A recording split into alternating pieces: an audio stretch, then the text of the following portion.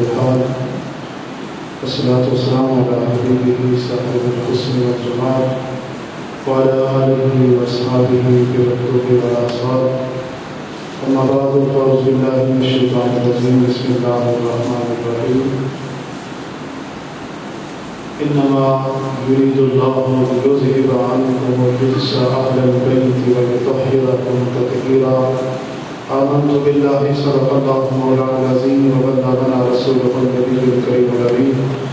إن الله وملائكته يصلون على النبي يا أيها الذين آمنوا صلوا عليه وسلموا تسليما. درود پاک والسلام عليك يا سيدي يا رسول الله. والصلاة والسلام عليك يا سيدي يا حبيب الله. والصلاة والسلام عليك يا سيدي يا نبي الله وعلى آلك وأصحابك يا سيدي يا رحمة للعالمين. مولاي صل وسلم دائما أبدا على حبيبك خير الخلق كلهم. هو الحبيب الذي ترجى شفاعته لكل هول من الأهوال مقتحم. يا رب صل وسلم دائما أبدا على حبيبك خير الخلق كلهم. پارا ہائے صحف غنچہ ہائے قدس، پارا ہائے صحف غنچہ ہائے قدس، اہل بیت نبوت پہ لاکھوں سلام. خون خیر الرسل سے ہے دل کا خمیر، ان کی بے لوز طینت پہ لاکھوں سلام. آب تطہیر سے جس میں پودے جمے، آب تطہیر سے جس میں پودے جمے، اس ریاض نجابت پہ لاکھوں سلام. حمد و ثنا کے بعد میرے واجب احترام حضور قبلہ عالم، علماء اکرام، بزرگ و بھائیوں، مالک حقیقی کا بے حد فضل و احسان ہے کہ اس نے ہمیں اپنے گھر میں حاضری کی سعادت نصیب فرمائی. اللہ پاک اس مسجد کو ہمیشہ آباد رکھے، اپنی عبادت کا ذوق نصیب فرمائے، اپنی بندگی کا شوق نصیب فرمائے. انسان کو اللہ تعالیٰ نے دو چیزوں کا مجموعہ بنایا ہے، ایک جسم ہے اور ایک روح ہے. جسم کی اپنی ضروریات اور روح کی اپنی ضروریات ہیں، اپنے تقاضے. جب انسان کا روح جو ہے وہ غالب آ جائے، روحانیت غالب آ جائے، تو وہ فرشتوں سے بھی افضل انسان بن جاتا ہے. اور اگر جسم کی خواہشات غالب آ جائیں تو وہ انسان پھر جانوروں سے بھی بدتر ہو جاتا ہے. انسان کی اس روح کی پاکیزگی کے لیے اللہ تبارک و تعالیٰ نے انبیاء کرام علیہ السلام کو مبعوث فرمایا کہ انسان کے دل کے اندر جو خواہشات ہیں، جو ہوس ہے، جو غرض ہے، جو انسان کو اللہ کی ذات سے دور کر دیتی ہے، اس چیز کو ختم کرنے کے لیے، خواہشات کو مٹانے کے لیے اللہ تبارک و تعالیٰ نے انبیاء و رسول کا سلسلہ شروع فرمایا، جو انسان کو ان آلائشوں سے پاک کر کے، ستھرا کر کے اللہ کی بارگاہ کے قابل بندے کو بنا کے اللہ کا قرب عطا کرتے ہیں.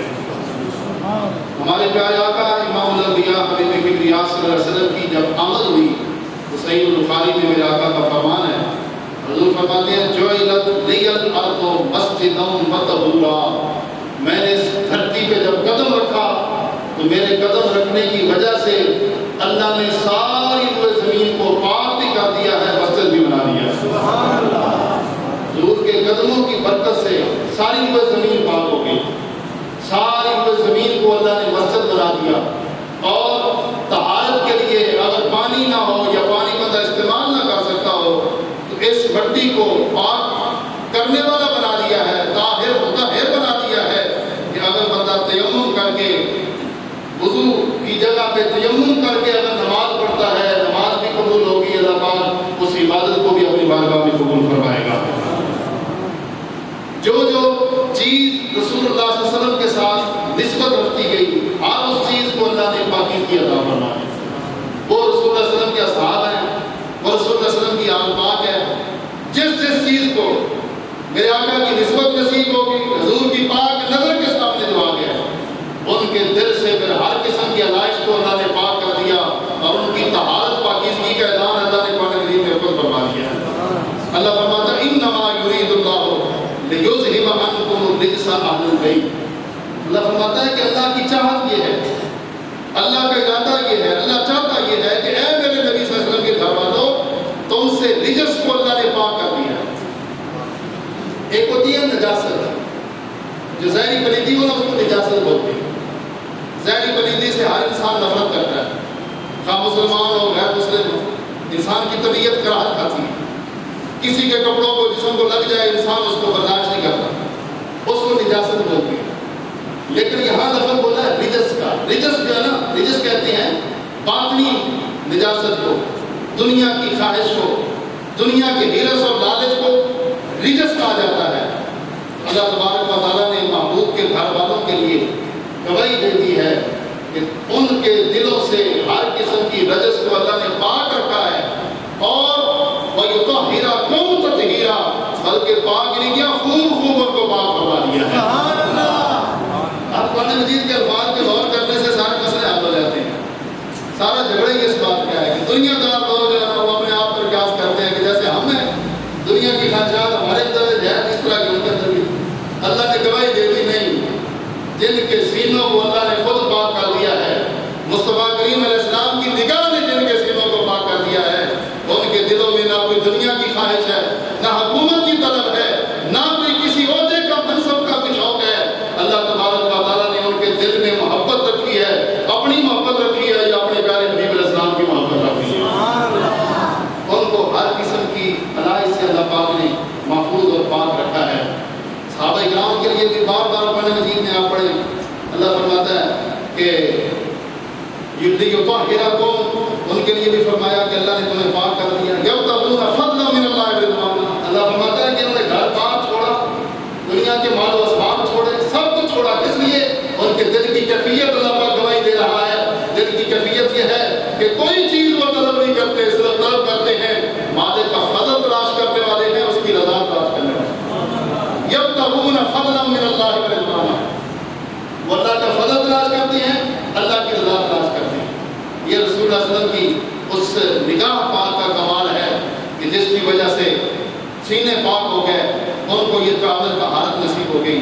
لیکن بعض والوں کے لیے ایک نصاب رکھ دیا، یہ مسجد ہے، یہ عبادت ہے، یہ ریاضت ہے، یہ تلاوت ہے، یہ نصاب ہے۔ جو اس نصاب کے مطابق عمل کرتا ہے اور اس کے تقاضے پورے کرتا ہے، اللہ اس کو طہارت کا وہ جام عطا فرما دیتا ہے، وہ طہارت اس کو بھی نصیب ہو جاتی ہے۔ لیکن گارنٹی کے ساتھ نام زد کر کے جن کو وہ طہارت عطا کی گئی ہے وہ حضور علیہ السلام کے اصحاب ہیں یا حضور کی آل بیت سے طہار ہیں۔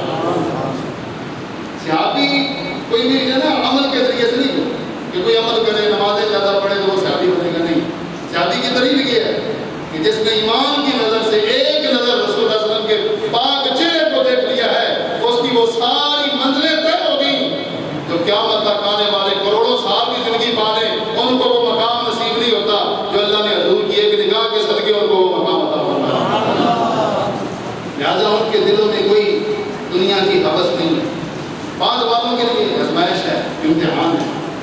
دیکھیں یہ محرم شریف کے ایام ہیں، جو دو سید الشہداء امام علی مقام رضی اللہ تعالیٰ عنہ کی جو آپ کی شہادت کے درپے ہوئے اور آپ کے مقابلے میں آ کے کھڑے ہوئے، یہ نہیں تھا کہ وہ کوئی کلمہ نہیں تھے پڑھتے، کلمہ وہ بھی تھے، بظاہر کلمہ بھی پڑھتے تھے، بظاہر نمازیں بھی تھیں، بظاہر بہت بڑے بڑے کام بھی تھے ان کے، لیکن کیا چیز تھی کہ ان کو یہ بھی پتہ نہ چلا کہ آنکھوں کے اوپر پردہ آ گیا کہ پتہ ہی نہیں چل رہا کہ ہمیں کس کے مقابلے میں تلواریں لے کے آگے ہیں۔ وہ کیا چیز تھی؟ وہ دنیا کی حوث ہے، وہ دنیا کی محبت ہے۔ میرے آقا صلی اللہ علیہ وسلم کا فرمان ہے حب الدنیا راس کل خطیئۃ، جو دنیا کی محبت ہے یہ ہر برائی کی جڑ ہے، یہ ہر برائی کی جڑ ہے۔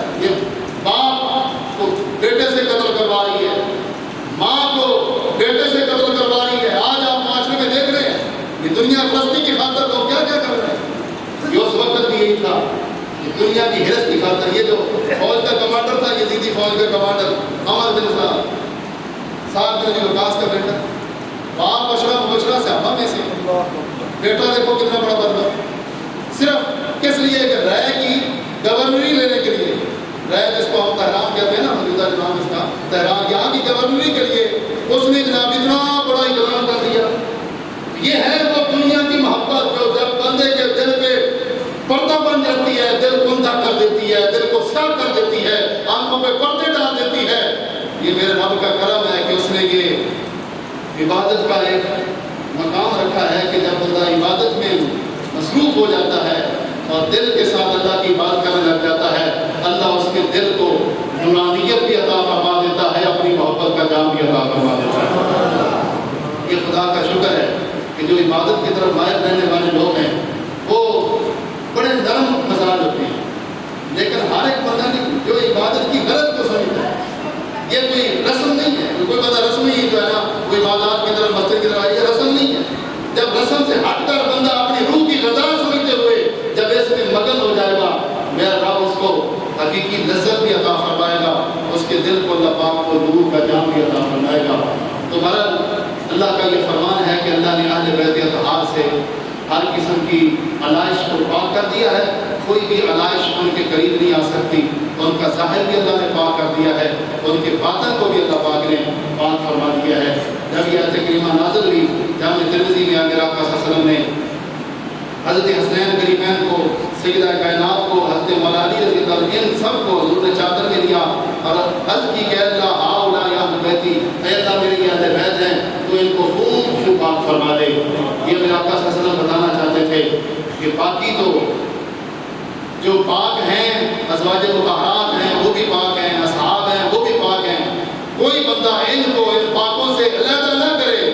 ان کی پاکی کو اللہ تبارک و تعالیٰ نے بیان بھی فرمایا ہے اور رسول اللہ صلی اللہ علیہ وسلم نے اپنی چادر میں لے کر ان کی طہارت کا ہمیشہ کے لیے اعلان بھی فرما دیا ہے۔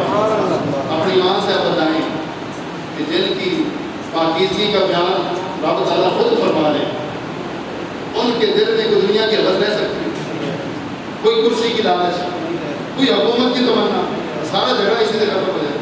یہ جو ہر وقت کہتے ہیں جی وہ تو جی حکومت کے لیے کیا تھے جی وہ تو یہ تھا، میں نے کہا عجیب بات ہے، لوگوں کو شرم بھی نہیں آتی بات کرتے ہوئے کہ کس ہستی کے بارے میں بات کر رہے ہیں۔ آج ازمائش کا دور ہے، میں درد مندانہ ایک اپیل کر رہا ہوں، پھر یہ بات کو سمجھنا بہت بڑی ازمائش ہے۔ یقیناً میں جب نام لیتا ہوں اہل بیت اطہار کا میرے زبان کے اندر کب کبھی آتی ہے کہ کہیں بے ادبی نہ ہو جائے، نہ ہو دیتے لوگ پتہ نہیں بڑی بے باکی کے ساتھ ان پاک ہستیوں کی طرف اتنے بڑی بڑی غلطیاں ان کی طرف منسوخ کر دیتے ہیں، خیال بھی نہیں آتا۔ یہ کتنی پاک ہستیاں، یہ ایام دیکھیں آپ محرم شریف کے، اب تو اتنا ماحول عجیب ہو گیا ہے کہ بڑی بے باکی کے ساتھ اور بڑی گستاخی کے ساتھ دونوں طبقے، خارجی ہوں یا دوسرے ہوں، وہ بڑی بے باکی کے ساتھ اہل بیت کی توہین کریں گے کہ وہ جی یہ مانگتے رہے تو یہ کرتے رہے تو کہتے لٹے گئے، مارے گئے، یہ ہو گیا وہ ہو گیا، حالانکہ یہ سراسر ان کی شان کے خلاف ہے۔ جن کی عظمت اللہ پاک قرآن مجید میں بیان فرما رہا ہے، وہ کسی حال میں بھی بے صبری کرنے والے نہیں ہیں، وہ جتنا بڑا بھی امتحان آ جائے وہ ہر حال میں اللہ کی رضا پہ راضی رہنے والے ہیں۔ وہ تسلیم و رضا کا پیکر ہے، انہوں نے ایک درس دیا ہے، کربلا ایک درس ہے قیامت تک لوگوں کے لیے۔ اس درس سے ہمیں یہ سبق ملتا ہے کہ اگر ازمائش آ جائے، امتحان آ جائے تو تم نے ہمارے طریقے کو دیکھنا ہے، کتنا بڑے سے بڑا امتحان بھی آ جائے پھر بھی تم نے اللہ کی رضا کا دامن نہیں چھوڑنا، اس کی رضا کے اوپر راضی رہنا ہے۔ اللہ پاک ان پاکوں کے صدقے ایک قطرہ اس طہارت کا پاکیزگی کا ہمیں بھی عطا فرمائے اور اللہ پاک ان کے نقش قدم پہ چلنے کی سعادت نصیب فرمائے۔ آخر دعوانا